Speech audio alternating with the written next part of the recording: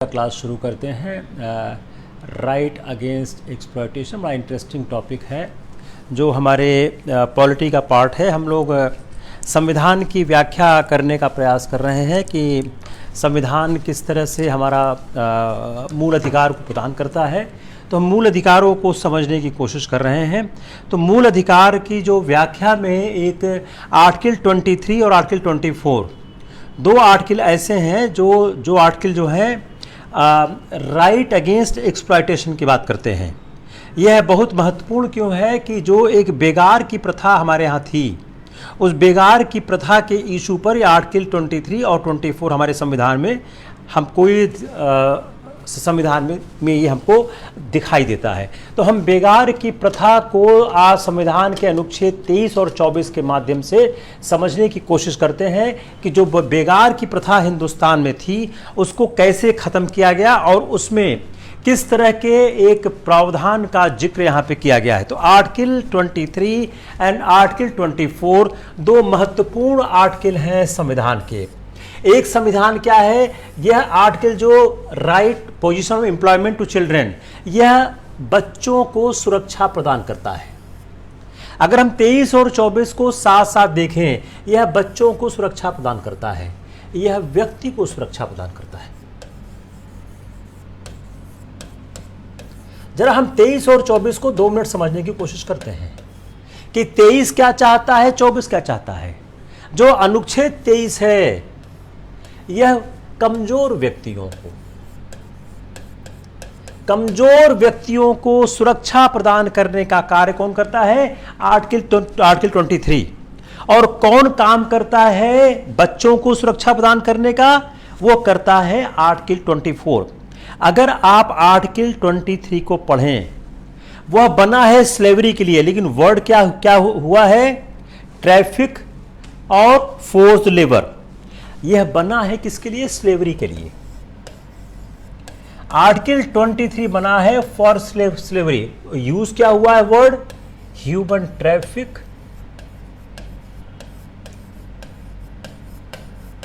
और forced labour.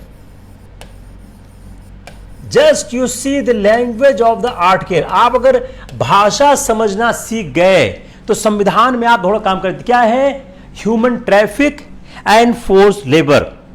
लेकिन अगर आप उसी का सब सेक्शन 2 पढ़ें, अगर 23 का ही सब सेक्शन 2 पढ़ें तो क्या है, कंपल्सरी ड्यूटी। 3 शब्द जो है आपके आर्टिकल को कर रहे हैं।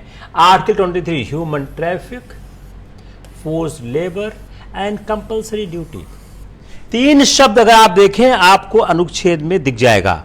यह 3 शब्द क्या बोलते हैं, इसको शब्द इस्तेमाल हुआ सर्विस, कंपल्सरी सर्विस। तो आर्टिकल 23 संविधान का जो पहला पार्ट है, जो फर्स्ट बात करता है, वह क्या डिक्लेयर करता है, पहला डिक्लेयर क्या करता है, ट्रैफिक इन ह्यूमन बीइंग्स, बेगार प्रथा। तो पहली बात क्या है, बेगार प्रथा। अगर हम पहली ही बात आर्टिकल 23 को देखें, जो ह्यूमन ट्रैफिक को प्रोहिबिट करता है, वह क्या है, बेगार प्रथा। जो सदियों से बेगार प्रथा चली आ रही है हमारे देश में, उस बेगार प्रथा पर यह आक्रमण करता है। तो पहली बात क्या है, यह आर्टिकल 2 डिक्लेरेशन कर रहा है, पहला declaration. It is the first declaration of article 23। Traffic in human beings, traffic in the human beings. बेगार क्या है, other form of force labour है, इसको प्रोहिबिट कर दिया गया है। यह प्रोहिबिशन किस पे है, not only on the state but individual. देखिए यही सवाल आएगा फिल्म से, not only on state but also individual, जो आर्टिकल 23 है यह किस पर लागू होगा, यह राज्य पर होगा या व्यक्तियों पर भी होगा। तो आर्टिकल 23 राज्य पर भी होगा और व्यक्तियों पर भी होगा। यह प्रोविजन किसको है, व्यक्ति को भी है, राज्य को है। अब आप आर्टिकल 35 भी देखिए। You see Article 23 and 35 read together. अब आप आर्टिकल 35 को भी थोड़ा सा देखिए। अगर आप आर्टिकल 35 देखेंगे तो आपको क्या मिलेगा? इसके लिए लेजिस्लेशन बनाना है।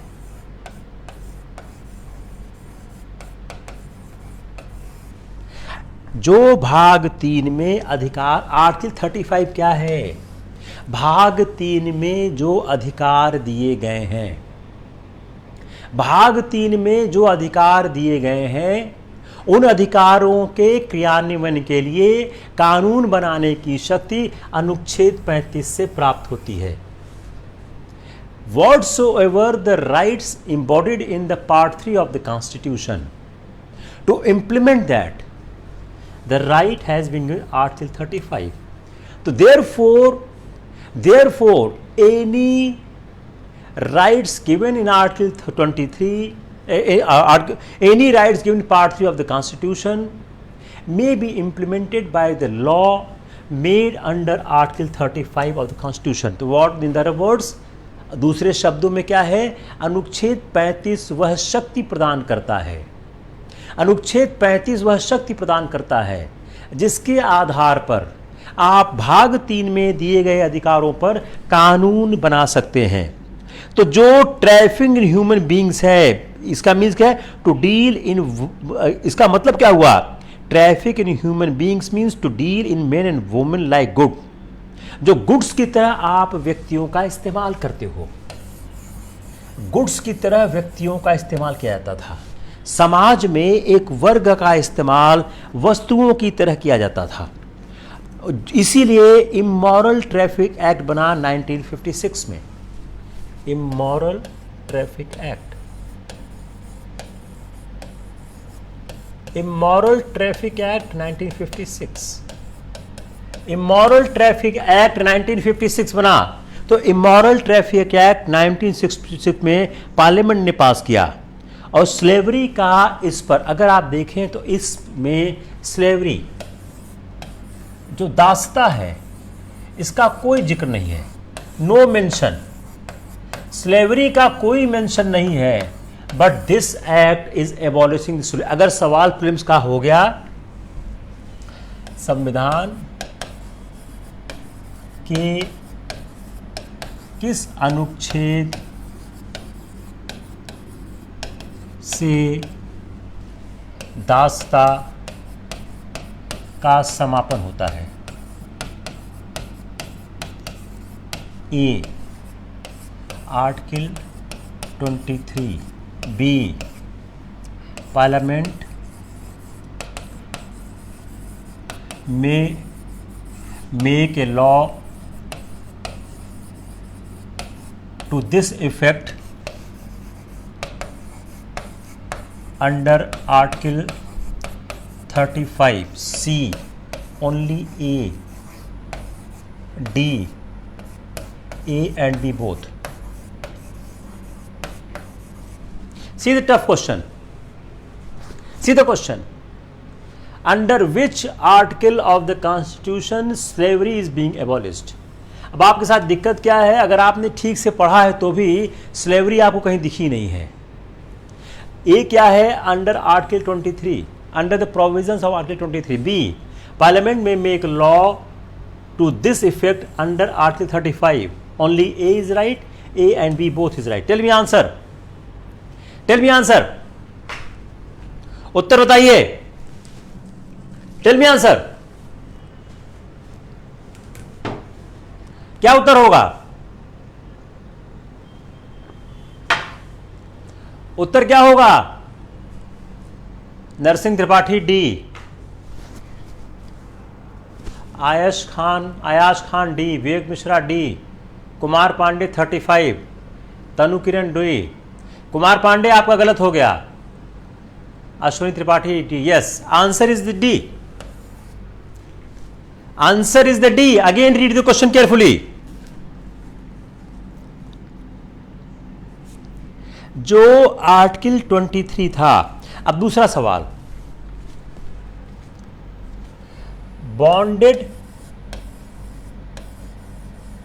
देखिए यूपीएससी सीधा सवाल नहीं पूछे। बॉन्डेड लेबर एक्ट 1976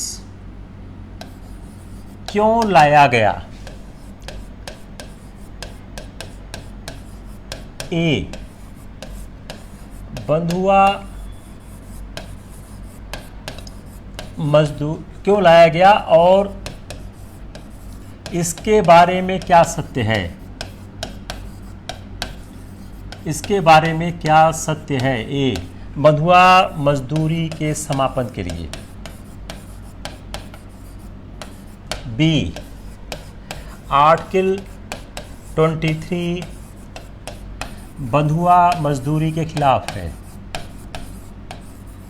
बंधुआ मजदूरी के विरुद्ध है। सी, आर्टिकल 23 में बंधुआ मजदूरी का, बॉन्डेड लेबर का मजदूरी का स्पष्ट जिक्र नहीं है।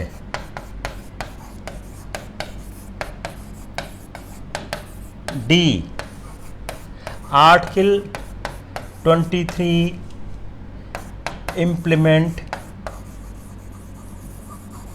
अपने आप नहीं हो सकता है।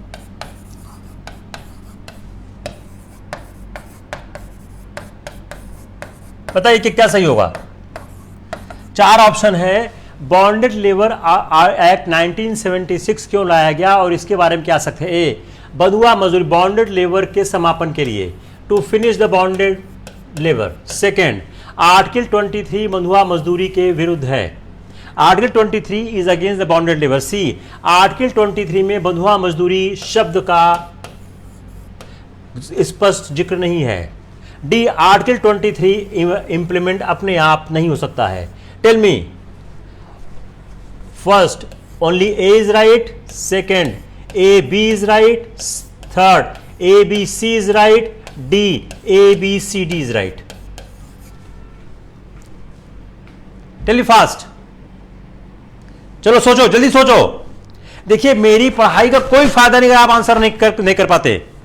बताइए, ये एक टिपिकल प्रॉब्लम है, ये एक यूपीएससी का बड़ा अच्छा सवाल है। ये इस तरह के सवाल के आने की संभावनाएं बहुत होती हैं।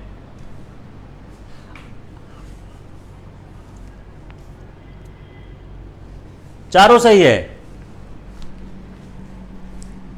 चारों सही है।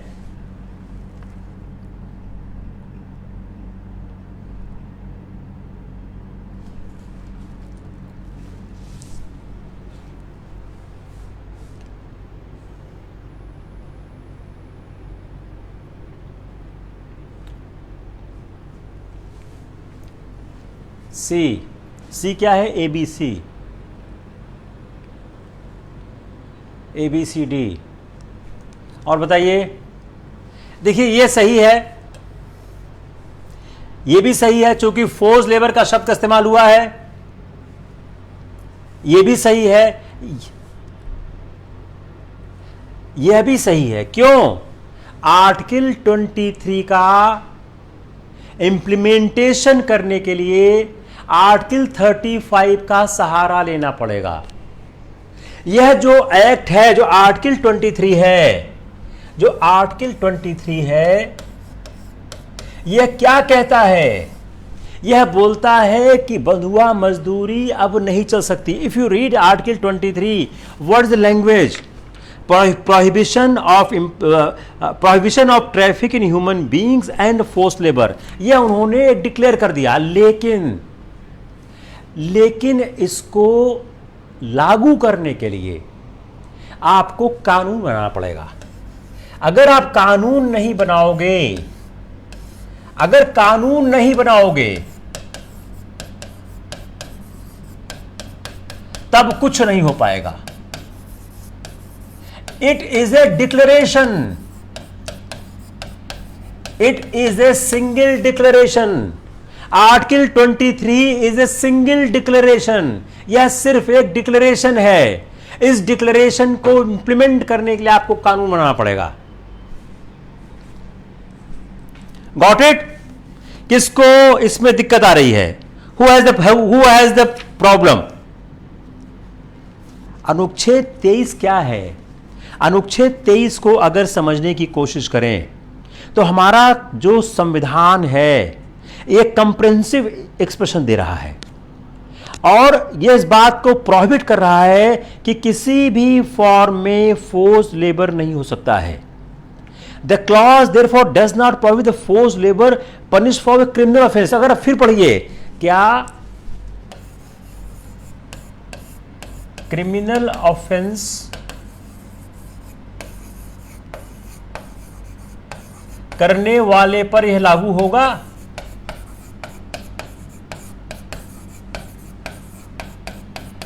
एक इशू और देखिए, जो आर्टिकल 23 फोर्स लेबर को बैन करता है, क्या क्रिमिनल ऑफेंस पर लागू होगा? क्या स्टेट कंपल्सरी रिक्रूटमेंट कर सकता है?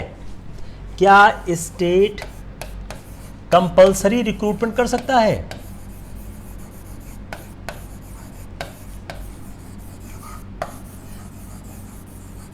दो चीज और समझिए कि आर्टिकल 23 जो फोर्स लेबर की बात करता है, क्या यह क्रिमिनल ऑफेंस वाले पर यह लागू होगा? और क्या स्टेट कंपल्सरी रिक्रूटमेंट कर सकता है कि नहीं कर सकता है? These are the two important issues we need to understand. Article 23 जो बॉन्डेड लेबर को समाप्त करता है, उसके लिए बॉन्डेड लेबर एबॉलिशन एक्ट आया 1976 में। बेगार है क्या? What is begar? Involuntary work, जो स्वेच्छा से कार्य न किया जा सके। यह किसको है? यह सिटीजन्स को भी है और नॉन सिटीजन्स को भी है। आप एक्ट में जहां सिटीजन का इस्तेमाल नहीं है वहां दोनों को है। अब देखिए, इन सारे तथ्यों को मिला के सवाल बनेगा। जितने मैं तथ्य लिख रहा हूं सवाल फॉर्म में है, यह सिटीजन्स के लिए भी है और नॉन सिटीजन्स के लिए भी है। यह सिटीजन्स के लिए भी है और नॉन सिटीजन के लिए है। यह जो बेगार शब्द है, यह बेगार शब्द एक व्यापक शब्द है। बेगार की तरह की और भी, बेगार की तरह की और भी कोई गतिविधि हो उस पर भी बैन लगाती है। Anything similar to the begar, anything similar to the begar, उस पर भी रोक लगाती है। एक पर्सन को कार्य करने के लिए बुलाना, कहना और वेज न देना, एक व्यक्ति को व्यक्ति से कार्य कराना, आस्क फॉर वर्क, व्यक्ति से कार्य कराना, but no payment of wages, but no payment of wages. ये भी क्या है? ये भी बेगार हो गया कि आपने कार्य कराया और उसको वेजेस नहीं दिए। ये क्या हो गया? यह बेगार हो गया। किसी व्यक्ति को उसकी इच्छा के खिलाफ, किसी व्यक्ति को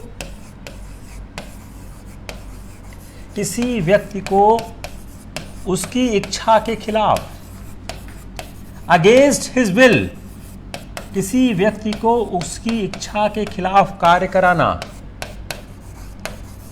ये क्या है? यह बेगार हो गया। It is a exhaustive definition. तो जो अगर किसी को कंपेल किया, आप कंपेल नहीं कर सकते हो तो लेकिन कोई आदमी जो सेंटेंस किया गया है to term of imprisonment would not be entitled to refuse manual labour imposed as punishment of crime. Manual labor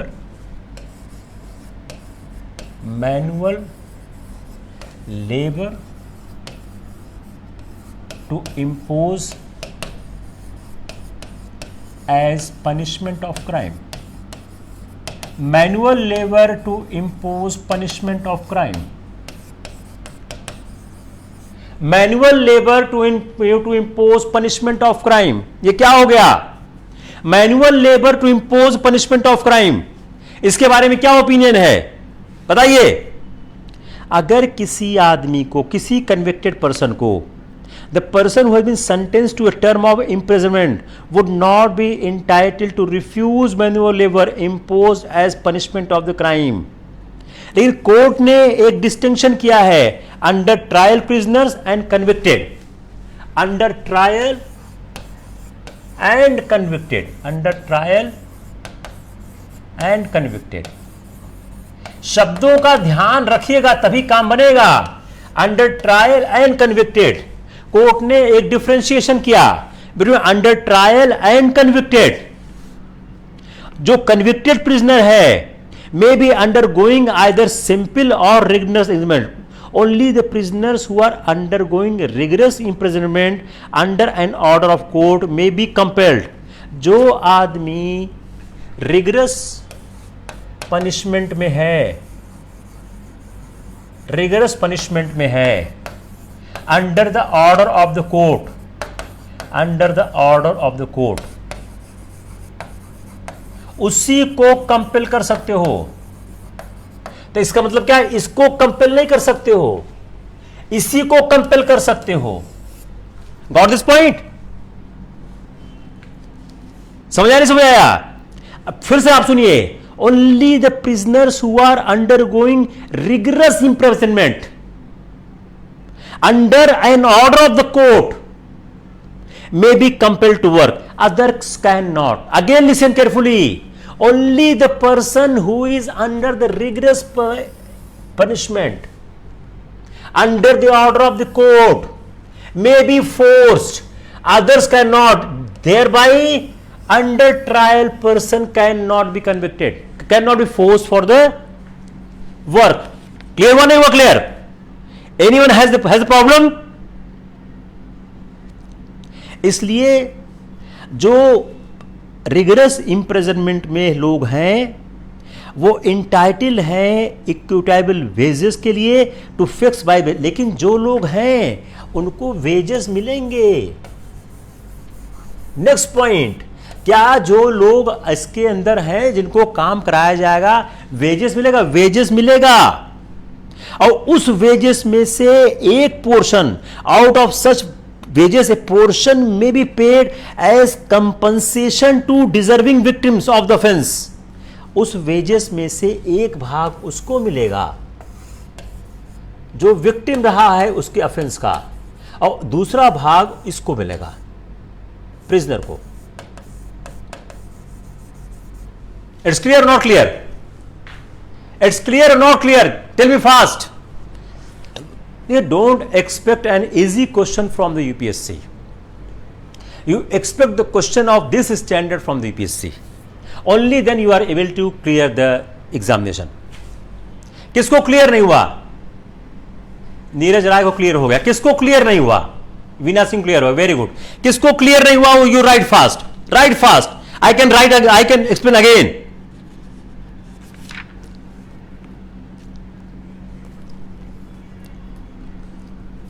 अब जो prohibition against traffic in human beings है और बेगार है, यह एक जनरल फॉर्म है आपके फोर्स लेबर का। तो अनविलिंग, अब क्या है, जो अनविलिंग लेबर है वह फोर्स लेबर हो गया। अब कोई भी ऐसा फैक्टर, कोई ऐसा तत्व जो डिप्राइव करता है एक पर्सन को अपने चॉइस का अल्टरनेटिव वर्क लेने के लिए और कंपेल करता है एक पर्टिकुलर कोर्स के लिए। अभी क्या है, आपके पास चॉइस है, चॉइस ए और चॉइस बी। आप बी चॉइस करना चाहते हो, आपको ए के लिए फोर्स किया गया, यह फोर्स लेबर हो गया। आपका चॉइस भी इंपॉर्टेंट है, payment is not important, payment is not important, payment is only not important, choice is also important. आपके पास दो चॉइस है, ए और बी। आप बी करना चाहते हो, कहा नहीं आप ए करो। तो आपकी चॉइस को लिमिट करना यह भी एक बेगार की प्रक्रिया में, वो भी आपके फोर्स लेबर की प्रक्रिया में आ सकता है। तो कोई भी ऐसा फैक्टर जो आपके अल्टरनेट चॉइस से रोकता है वह आपको फोर्स लेबर की तरह ले जाता है। अब क्लास 2 जो है बड़ा इंटरेस्टिंग है। If you see the class 2, hope the class में क्लियर, अब see the class 2 of the 23, it is very interesting.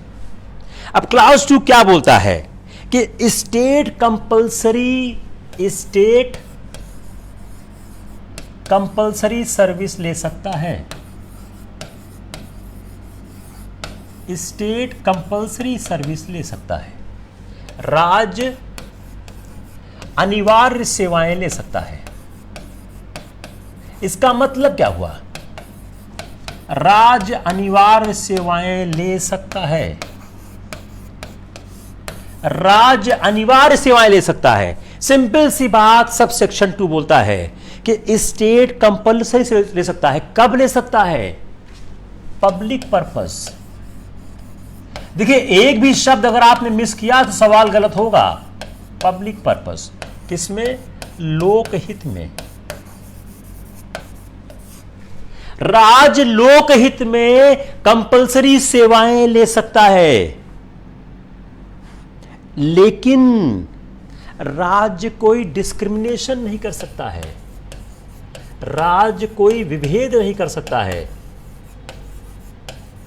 धर्म, जाति, लिंग के आधार पर।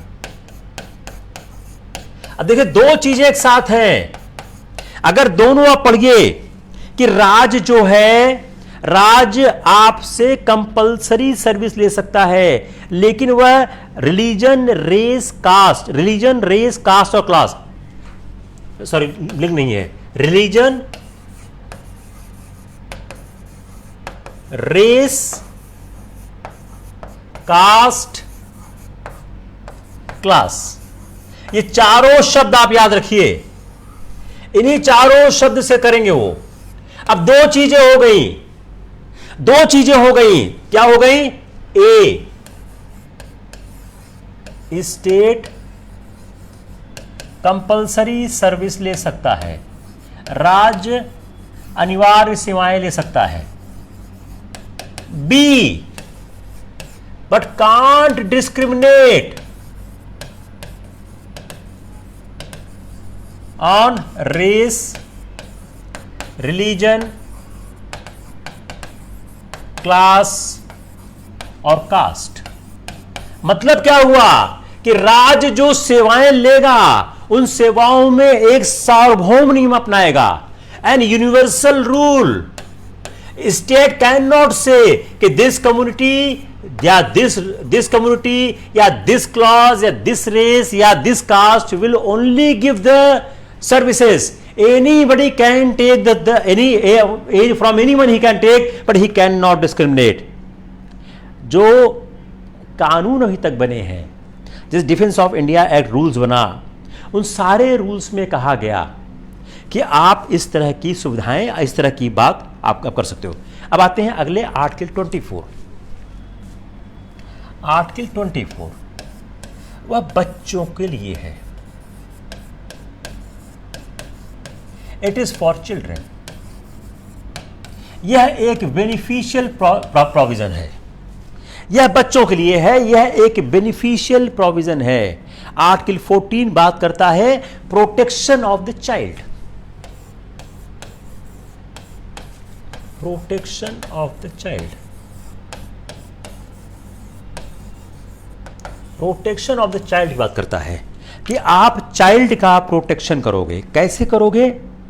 उसके लिए उन्होंने बात क्या बोला कि चाइल्ड जो है 14 साल, उसमें एज क्या है? 14 ईयर्स।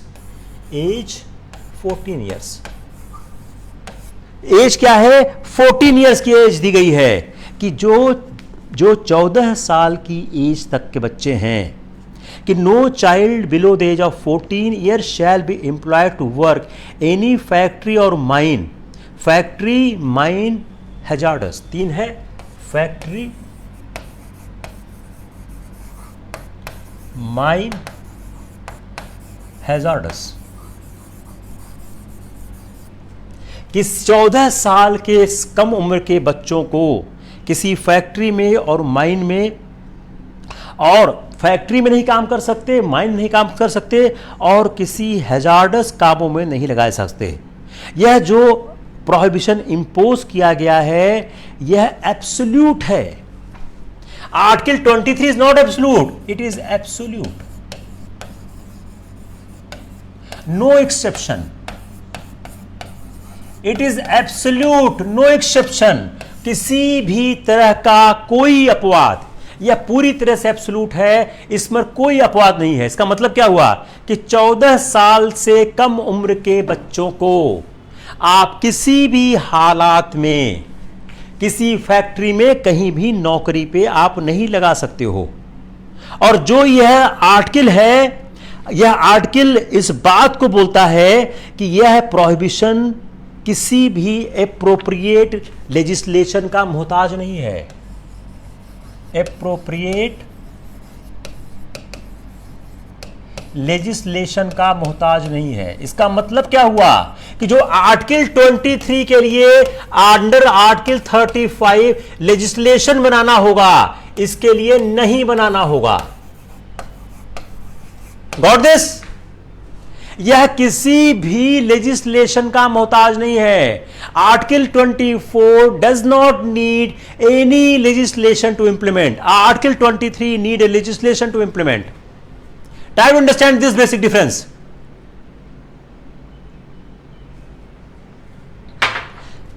यह फर्क समझ आया नहीं आया? अनुच्छेद 23 अपने आप लागू नहीं हो सकता है, आपको एक लेजिस्लेशन बनाना होगा। अनुच्छेद 24 के लिए किसी लेजिस्लेशन की आवश्यकता नहीं है। मतलब क्या हुआ कि 14 साल से कम उम्र के बच्चों को अगर आपने लगाया, अपराध हो गया। Got it? Yes, very good, very good. किसको समझ नहीं आया? तो किसी भी लेजिस्लेशन का कोई भी आवश्यकता नहीं है, किसी लेजिस्लेशन का कोई मोहताज नहीं है। आप इसके साथ दो और पढ़िए, 39E एंड F। देखिए, आपका जो सवाल आता है वह सिमिलर प्रोविजन से ऐड कर देते हैं। You read 39E and F। You read 39E and F।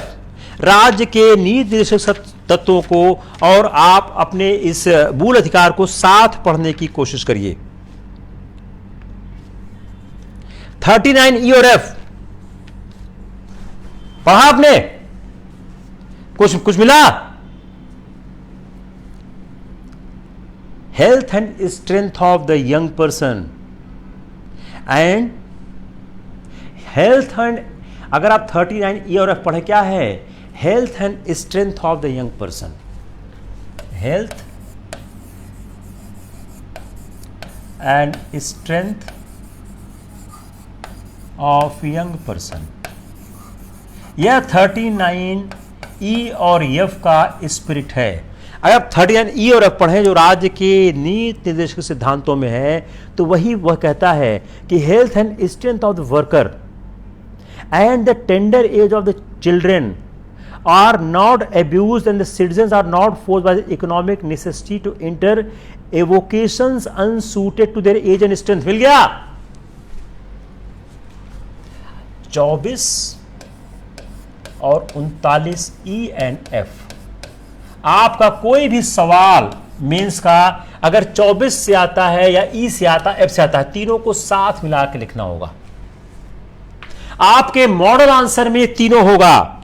जो 34 का ई क्या बोलता है कि टेंडर एज के बच्चों को एब्यूज नहीं किया जाना चाहिए। जो tender as, abuse, economic necessity, तीन महत्वपूर्ण शब्द हैं। Just your correct. Tender age, abused, and economic necessity to enter the avocation unsuited to their age and strength. Unsuited to their age and strength. Unsuited to their age and strength. ये 39E का सार है।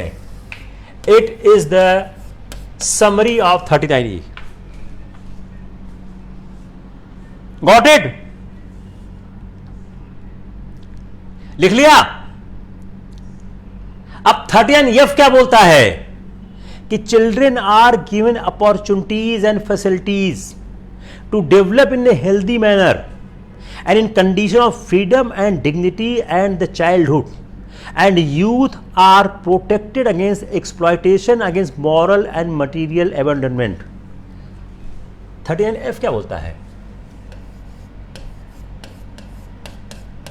Children, youth, strength, dignity. Children, youth, strength, dignity, opportunities, जो महत्वपूर्ण शब्द हैं, opportunities, अवसर, strength, dignity, children, youth, opportunity, protection against exploitation, protection against exploitation. Clear हो गया? Protection against exploitation and moral and material abandonment. Moral and material abandonment. अब now try to understand the article in the light of these words. बालकों को स्वतंत्र और गरिमामय वातावरण मिले, उनको स्वस्थ विकास के अवसर मिले, उनको शोषण से बचाया जाए, नैतिक और आर्थिक परित्याग से रक्षा की जाए. It's clear, not clear? Clear नहीं हुआ? आप जब आर्टिकल 24 को इंटरप्रेट करेंगे, आप 39E और 39F को निश्चित रूप से करें, और सवाल बनाते समय इसकी संभावना बहुत ज्यादा है कि उसको शामिल कर देंगे. Clear? Very good, very good, lovely.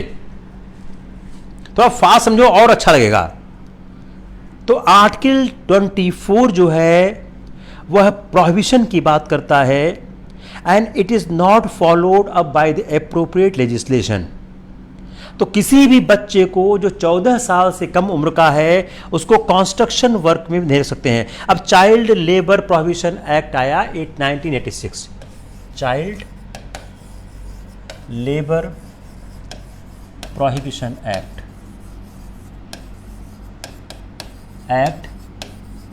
1986 को आया. उन्होंने एक एक्ट बनाया, चाइल्ड लेबर प्रोहिबिशन एक्ट 1986 बनाया. वो स्पेसिफिकली क्या करता है? प्रोहिबिट करता है employment of children in certain industries and leave the scope for such prohibition in others. तो लेजिस्लेचर ने इसको इनेक्ट किया. Several legislation before and after the commencement of the constitution ये हमारे सामने आए. यह आपका मेरे ख्याल से हो गया. अगला बड़ा इंपॉर्टेंट टॉपिक है रिलीजन है, जो आपका संविधान का 25 से 30 है, वह आपका धर्म के बारे में बात करता है.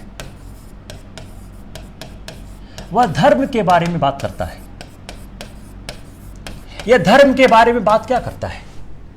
संविधान का जो अनुच्छेद 25 से 30 है वह धर्म के बारे में किस तरह की बात करता है? जो हमारी सोसाइटी है वह एक प्लूरलिस्टिक सोसाइटी है. हमारी सोसाइटी क्या है? एक प्लूरलिस्टिक सोसाइटी है.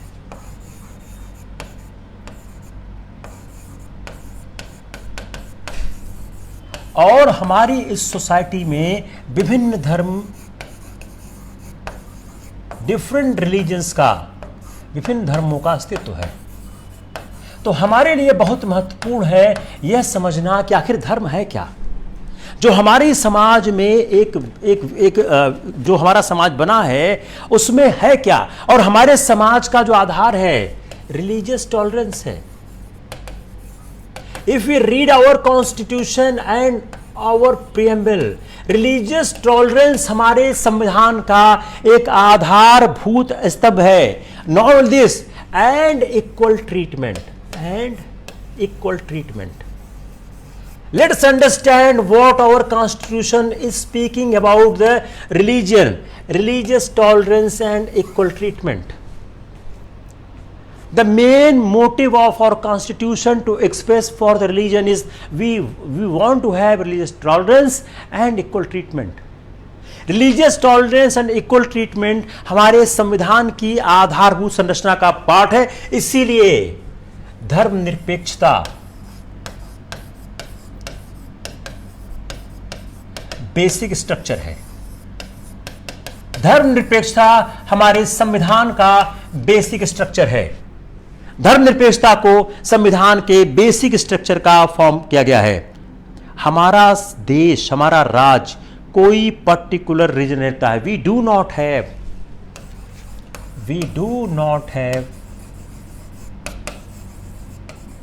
Any religion of the state. हमारे राज्य का कोई धर्म नहीं है। हमारे राज्य का कोई भी धर्म नहीं है। राज्य का धर्म से कोई संबंध नहीं है। यह हमारा एक सेकुलर स्टेट है।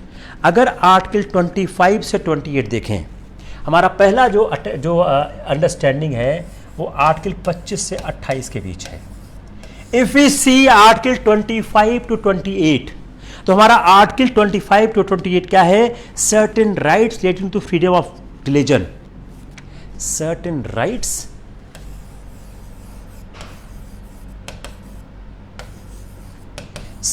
Rights relating to freedom of religion। और खास बात क्या है? हमारे संविधान ने यह राइट सबको दिया है, all citizens and non citizen. हमारे संविधान ने जो यह राइट दिया है, अगर आप आर्टिकल 25 देखें, it is not confined to the only citizen. यह आर्टिकल जो हमारा संविधान का एक कैरेक्टर है कि हमने यह अधिकार सबको दिया है। तो हमारा अनुच्छेद 25 साफ साफ कहता है कि freedom of conscious and free profession, practice and propagation. तो जो हमारे सर्टेन कंडीशंस को छोड़ के तो हमारा यह रिलीजन सबको दिया जाता है। और आर्टिकल 25 से 28 क्या बोलता है? Protect religion and religious practice. सबसे महत्वपूर्ण क्या है? 25 से 28 क्या बोलता है? What 25 to 28 is what saying. इनका कहना क्या है? Protect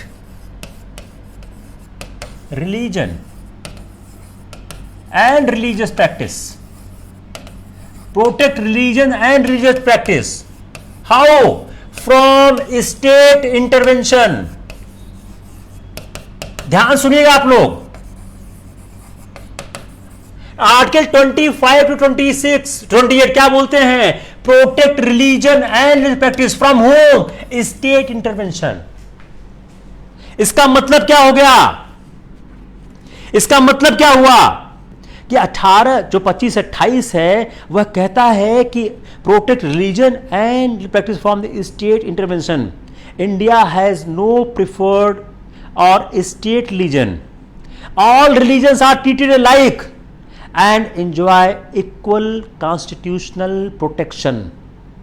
no specific protection has been accorded to any religion. No specific protection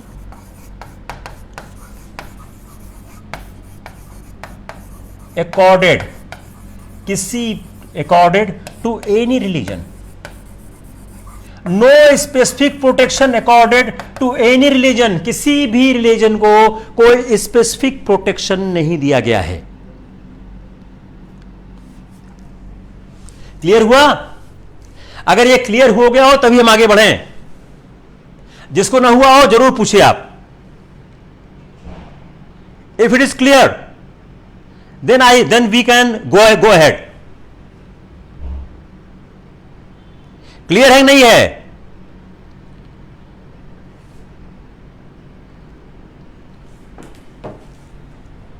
clear है? Clear? Yes sir, yes sir. Gunjan Mishra clear, Neeraj Pal clear, Suraj Kumar clear. Very good, very good, very good. अब देखो, secularism हमारे constitution में explain नहीं है। Explain no. Secularism को constitution में कोई एक्सप्लेनेशन नहीं दिया गया है। लेकिन जो एक सुप्रीम कोर्ट ने SR बोम्मई के केस में जजमेंट दिया, उसमें सेकुलरिज्म को परिभाषित करने की कोशिश की। Religious tolerance and equal treatment of all religious group. Religious tolerance, religious tolerance and, इसको आप लोग लिख लीजिए ठीक से, and equal tolerance to all religious groups, to all religious groups, religious tolerance and equal treatment to all religious groups। जो उन्होंने कहा कि religious tolerance and equal treatment of all religious groups and protection of life and property, and protection of life, property, religious places, religious places। Bombay case में कहा, Bombay case में 9 जज की bench ने बोला कि आखिर सेकुलरिज्म है क्या।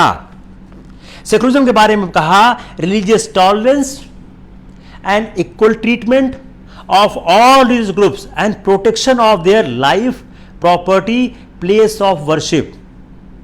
ये क्या है? Essential part of secularism. It is essential part of secularism. यह धर्मनिरपेक्षता का एक महत्वपूर्ण भाग है। तो सुप्रीम कोर्ट ने कहा कि religious tolerance and equal treatment of all religious groups and protection of the life, property, place of worship are the essential part of the secularism। दूसरा एक, उसी में एक दूसरे जज ने बोला कि दूसरे जज ने बोला कि जो हमारा while the citizens of the country are free to profess, practice and propagates religion, faith, belief as they choose। Religion लिख लिया इसको। दूसरा क्या है? Religion, faith, belief as they choose.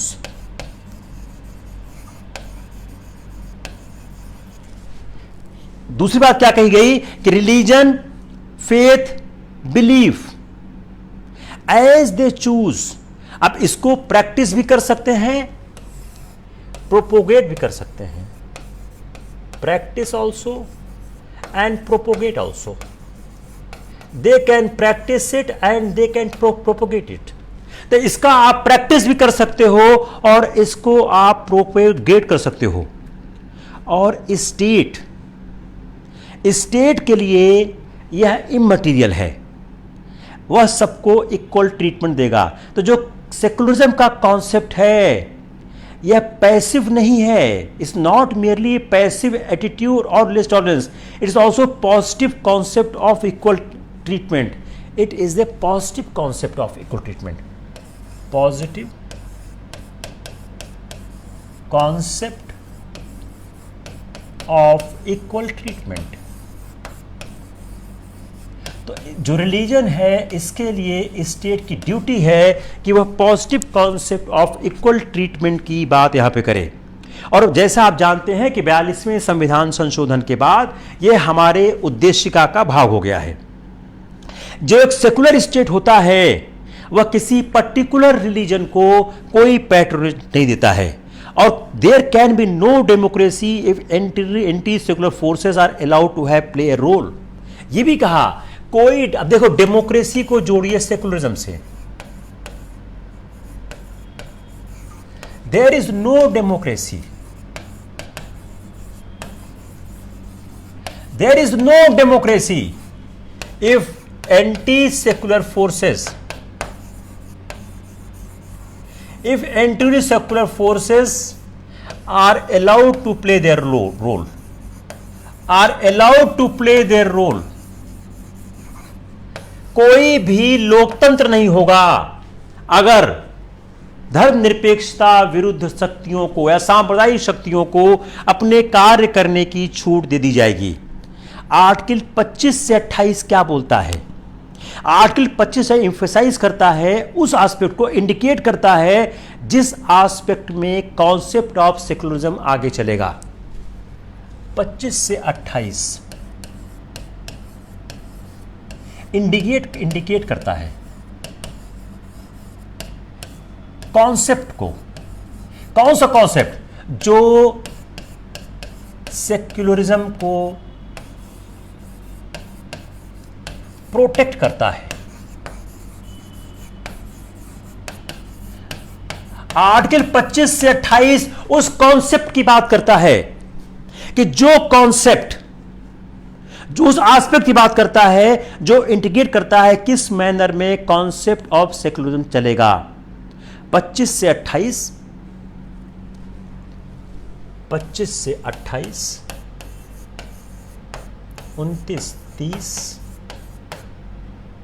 14, 15A। 25 से 28, 29, 30, 14, 15, 16, 14, 15, 16, 51A और 44। इतने आर्टिकल्स को आपको ध्यान में रखना है सेकुलरिज्म की किसी भी व्याख्या को करते समय। अगर आपने इसमें से कोई भी आर्टिकल छोड़ दिया तो आपका काम अधूरा रह गया। Therefore while interpreting the art secularism और article 25, 28 you add 14, 15, 16, 25 to 28, 44 and 51A. These are the articles you deal with when you are going to explain anything about the secularism. तो जो वेरियस कॉन्स्टिट्यूशनल प्रोविजंस हैं यह promote करते हैं उस idea को जो सेकुलरिज्म की बात करता है और एक थ्योरेटिक स्टेट को जो धर्मनिरपेक्षता की बात करता है। देखिए आपके ऐसे के लिए बहुत अच्छा है, ये आपके ऐसे बहुत काम आएगा जो धर्मनिरपेक्षता की बात करता है और एक थ्योरेटिक स्टेट, एक धर्मतंत्र राज्य के विरुद्ध बात करता है।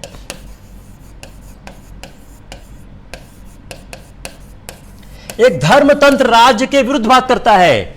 When we are talking about the secularism, then what we found here कि जो हमारे ये संविधान के उपबंध हैं वह इस बात पर बल देते हैं कि हमारा जो राज्य है वह एक धर्मनिरपेक्ष राज्य है और वह धर्म राज्य के विरुद्ध। It is not a theoretic state. तो जो हमारे 14, 15, 16, 25 से 28, 44 और 51A ये कॉन्स्टिट्यूशनल प्रोविजन प्रमोट करते हैं idea of the secularism and implication prohibit the establishment of the theoretic state. और सुप्रीम कोर्ट ने जैसे बताया कि उसने बेसिक स्ट्रक्चर की बात कह दी है। सेकुलरिज्म स्टैटिक नहीं है, it's a dynamic concept. Secularism is not static.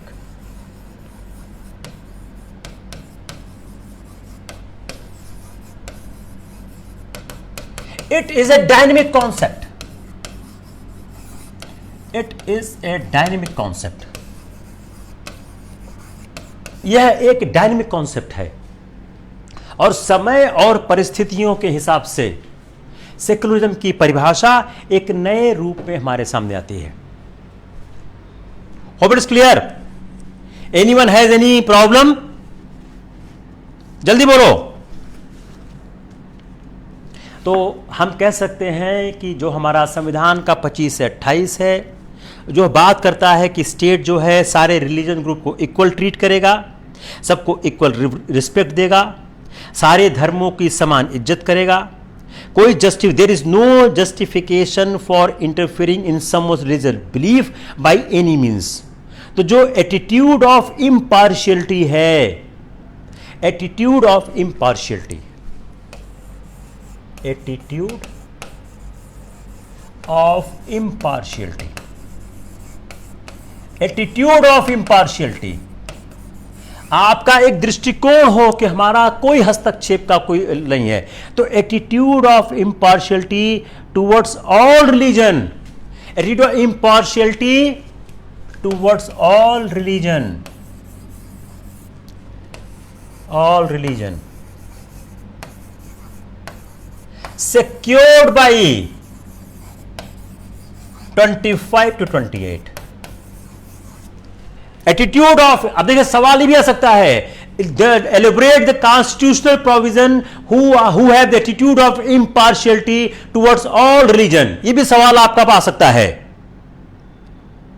There shall not be any state religion, state will not compel any citizen to pay any taxes, आप कोई टैक्स नहीं पे करा सकते हो, नो पेमेंट ऑफ टैक्सेस। अगर आर्टिकल 27 पढ़ेंगे आपको मिलेगा कि स्टेट कोई टैक्स पे करने के लिए किसी रिलीजन को बाध्य नहीं कर सकता है।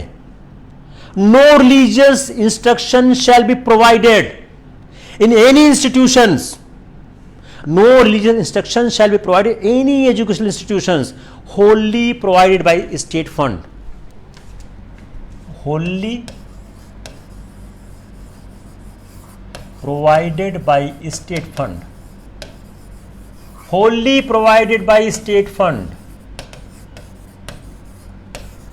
no religious instruction in educational institutions,